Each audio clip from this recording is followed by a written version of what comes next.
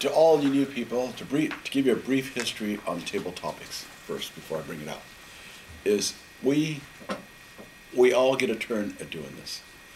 So you get a table topic subject, and you put it in your mind what you want to talk about or what you want people to present to the table and what you want people to answer to. So it could be your personal life, it could be history, it could be your work situation. So today we're talking about Batman. So to get now that I got all your attention,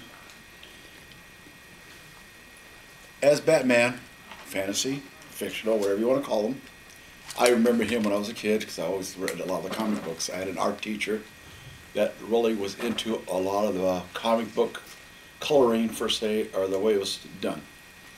Anyway, Batman grew up in a town called Gotham City. As you know, Gotham City is, in a sense, dark. That's the way I look at it. So, can you come up and tell me, yourself over here, as what do you think the city would really look like? Gotham City? The city of Gotham, prior to Batman, it looked something like New York City in the 70s. High crime, just a despondent environment where people are skeptical of the government, skeptical of public services, of the ability to provide a safe and orderly climate. And you know, Batman was a hero of mine compared to Superman, because Superman was obviously fantasy. And Batman was like, he probably exists somewhere, so you just don't know about it. I mean, all the devices he had, they seemed like they might actually work. So, and that, you know, if I had enough money, I could be Batman. Enough, like, I just need a cave and some steroids, and then I'd be there. Basically. So, that's my take. Thank you. All right, thank you very much. Batman also had a sidekick, known as Robin. And in your own words, could you tell me what Robin was like in his own personal life? Oh my gosh. Are you talking to me? I'm talking to you. What was the question one more time? In your own words, could you tell me what Robin was like in his own personal life? Okay. I'm basing this off of the most recent Batman movie I saw, where Joseph Gordon-Levitt, who's on my top 4 of my male celebrities, if you guys ever want to know who's on my list, I will share with you. Joseph Gordon-Levitt is on it. Throughout the whole movie, you don't know, but you have an inkling. At the very end, they reveal he's going to be Robin. Sorry, spoiler alert. I hope you're not planning to watch that movie. He was a detective. He had those crime-solving instincts that I think made him a great sidekick to Bruce Wayne, or Osher, whatever version you want to believe.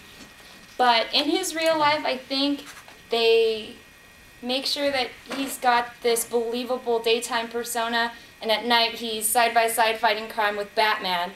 Someone who already has those crime-fighting instincts during the day and can carry them over at night.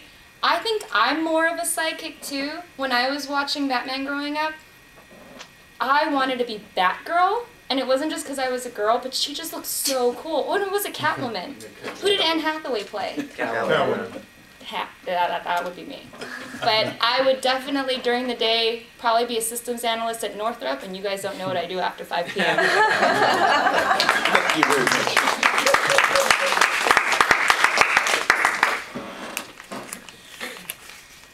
During their crime-fighting days, Batman and Robin, they encounter many other fictional characters, or bad people, if you want to call them. You had the Joker. You had the Penguin. That's the 2 I recall because they were great to watch. And I kind of back up on those. And, ma'am, in your own words, what do you think these people were really like? So would you mind coming up here? Let's go, Sarah. Okay, what do I think the Joker and the Penguin and villains are really like in real life? Well, I would think mental illness. I would think just a has no emotions for other people. They don't really, they might be charismatic and be able to trick you into thinking that they're a good person, but they have ulterior motives. And they're going to steal your diamond necklace when you're not looking, and probably break in to your house. And so they're probably just sociopaths, and maybe your friend, you never know. But that's my take. I thank you very much.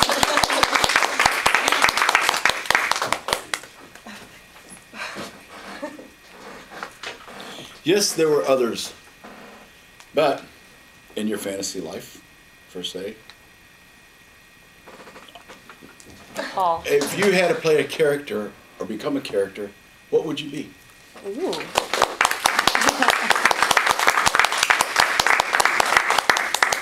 So what would I be? If we're talking about Batman and Robin, since I was small, I'd play with my cousins, and we'd pretend to be superheroes. And I would always be one of the tallest, so I would never want to be Robin. I wouldn't want to be a sidekick. I want to be the hero. But as I grew up, I found out that the heroes sometimes are the sidekicks, because they can do a lot of the things behind the scenes that no one else pays attention to, but without them, the hero would kind of fail.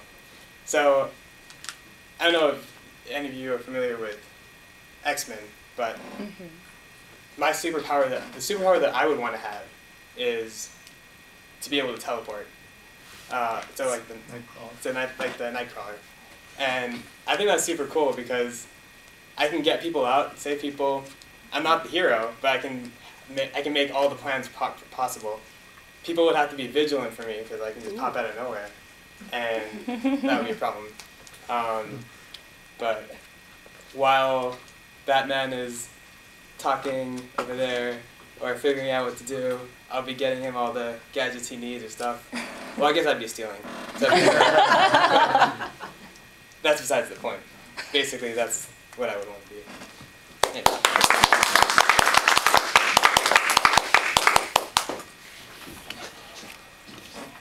Now I see nobody's really grown up. We all have the fantasies of what we'd like to be with the Batman character or Robin and so on. So I'm going to leave you with a thought. When you leave today, think of the fun you had when you were a kid. Playing these fictional characters. So it's all to you now.